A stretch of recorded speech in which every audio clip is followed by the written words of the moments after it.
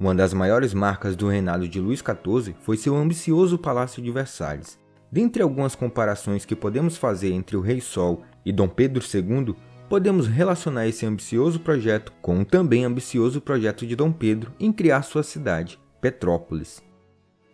A Casa Imperial, em 1844, tinha um projeto de construir um palácio na região alpina fluminense, mais precisamente próximo ao local conhecido como Córrego Seco.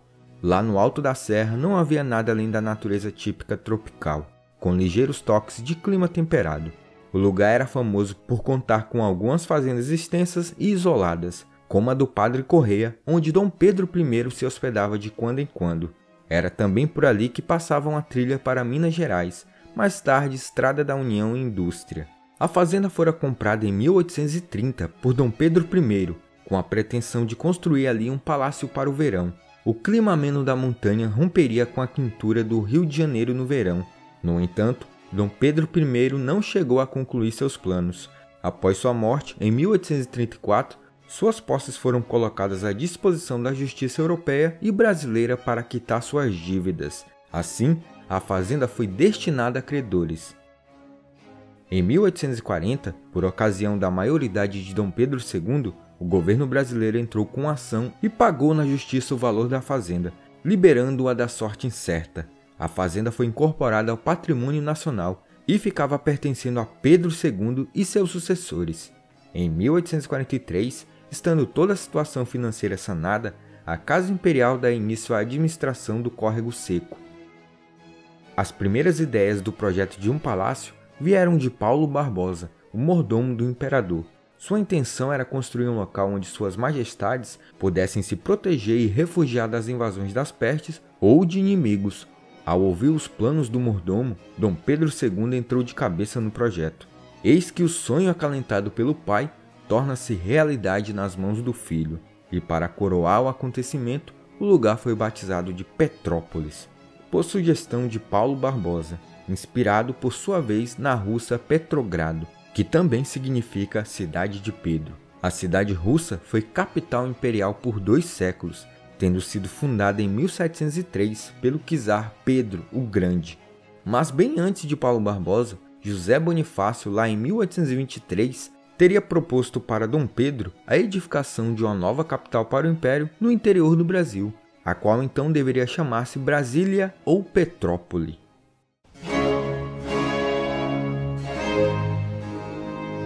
O engenheiro Frederico Keller arrendou parte da fazenda e recebeu a missão de edificar um palácio para o imperador em uma parte e em outra área deveria preparar a povoação. Imediatamente o plano foi posto em ação. Para povoar a região, o engenheiro desenvolveu uma colônia agrícola. A primeira demarcação de terrenos foi feita em 1844 e logo foram apurados alguns prazos de terra. Dom Pedro II doou lotes a certos homens notáveis pelos serviços prestados ao Estado, garantindo e delineando o perfil de uma vizinhança a seu gosto. Os primeiros colonos eram imigrantes alemães, que vieram para cá com o objetivo de trabalhar inicialmente na construção da estrada para Petrópolis.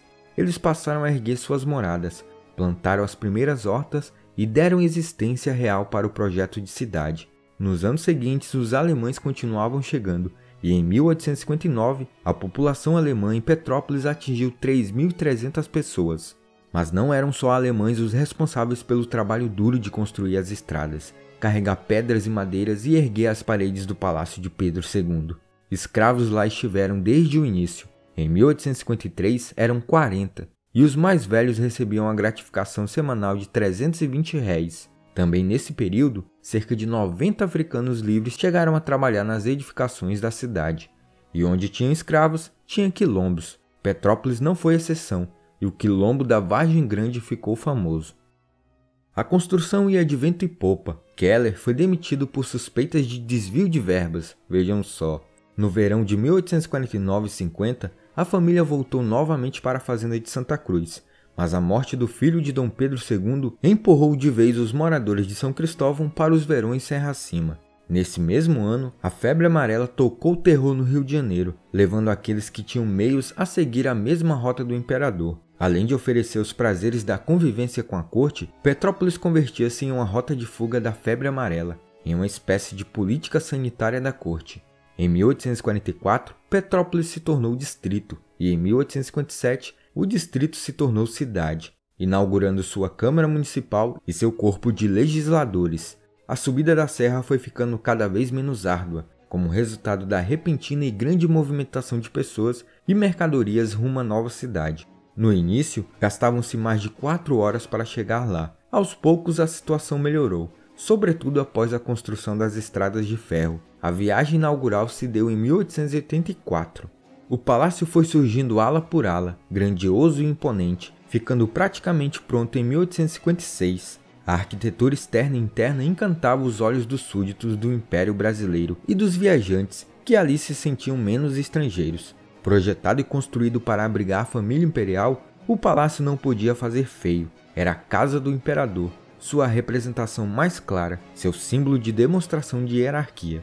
Segundo Norbert Elias, a casa do imperador apareceria como o produto mais visível de interação entre a grandeza do império e a grandeza da corte. E o novo palácio não fugia à regra. Sólida construção, esteios de madeira de lei, o saguão de entrada impressionava com seu piso preto e branco, em mármore belga e de Carrara, tendo ao fundo 2 colunas gregas. As madeiras eram as melhores da terra, seja nos assoalhos desenhados nas portas ou nas janelas. Cedro, jacarandá, peroba, pau-cetim e pequiá rosa. O teto era bem elaborado, repleto com símbolos da casa imperial. O parque e os jardins foram executados pelo francês João Baptiste Binot, que preferiu introduzir entre as espécies nacionais palmeiras da Austrália, cedros da Índia, incensos e bananeiras de Madagascar. Havia ali um viveiro de aves raras estrangeiras, e cuidar delas pessoalmente era um dos prazeres do imperador.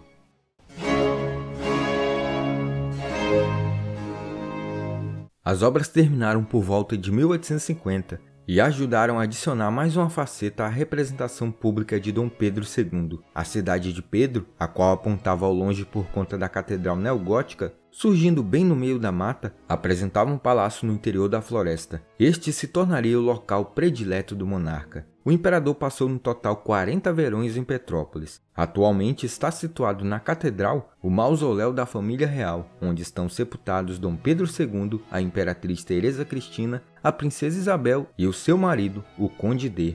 Gastou-se muito com a construção do palácio e com as estadas anuais da família imperial. No entanto, esses gastos eram próprios para a manutenção dos símbolos da monarquia. Dentro da lógica de uma sociedade de corte, não há luxo sem desperdício. E era assim que Petrópolis se convertia, não só num abrigo seguro contra as epidemias que maltratavam o Rio de Janeiro durante o verão, como grande vitrine da realeza, e claro, da corte, pois onde ia um imperador, a corte ia atrás. Aos poucos, porém, as temporadas do imperador e sua família deixaram de se restringir apenas ao verão. Eles passavam anualmente cerca de 5 meses no alto da serra. O imperador descia ao paço da cidade para as solenidades de praxe e retornava a seguir. Ainda subia a terra em outros momentos, por menor tempo, e na década de 80, já doente, pouco se afastou da cidade construída à sua imagem e semelhança. Partiu da princesa Isabel a ideia da construção do Palácio de Cristal.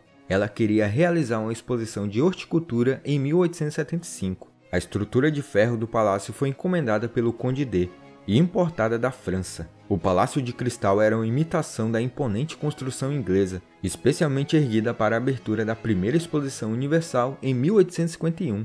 Era uma representação direta das aspirações do reino de modernização e civilidade. Petrópolis representava, portanto, uma outra face da corte, repleta das atividades sociais, mas onde a distância do rei era atenuada por seu dia a dia um pouco menos marcada por uma agenda de compromissos e rituais oficiais. Devemos entender que no sistema monárquico, as residências deveriam espelhar a importância de seus monarcas. Os cômodos, os gastos, a sociedade que circunda o rei, podemos ver nisso a afirmação simbólica do monarca. A corte de Dom Pedro não foi exatamente Versalhes, mas era o projeto de idealização de sua corte. Lilia Schwartz nos diz que não há monarca sem corte, não há rei sem palácios. Estes são parte fundamental desse processo de construção da figura pública. Assim como tudo que cerca o imperador e que cuida de sua memória, sua vida, sua morada, sua literatura e seus rituais deveriam ser memoráveis. Assim era Petrópolis. O Palácio Imperial de Petrópolis acabou se tornando um museu. Entre as milhares de peças do museu, estão cerca de 300 mil itens museológicos, arquivísticos e bibliográficos para os interessados em conhecer um pouco mais sobre o período imperial do país, em especial sobre o Segundo Reinado, período governado por Dom Pedro II. Mais de 12 mil peças do acervo do Museu Imperial já foram digitalizadas e os itens podem ser vistos pela internet. No site do museu também existe uma área para visita interativa virtual, e no momento o museu se encontra fechado. Olá, eu sou o Professor Danilo, obrigado por assistir esse vídeo. Se você gostou, se inscreva no canal, deixe o like e compartilhe. Aqui embaixo tem nossa campanha no Apoia-se, a partir de R$5 você contribui com o canal. Faça igual nossos apoiadores. Esse é o segundo vídeo que fizemos sobre palácio, já fizemos sobre Versalhes e agora fizemos sobre Petrópolis. Qual será o próximo palácio? Será que você vai acertar? Comente aí. No mais, é isso. Até mais.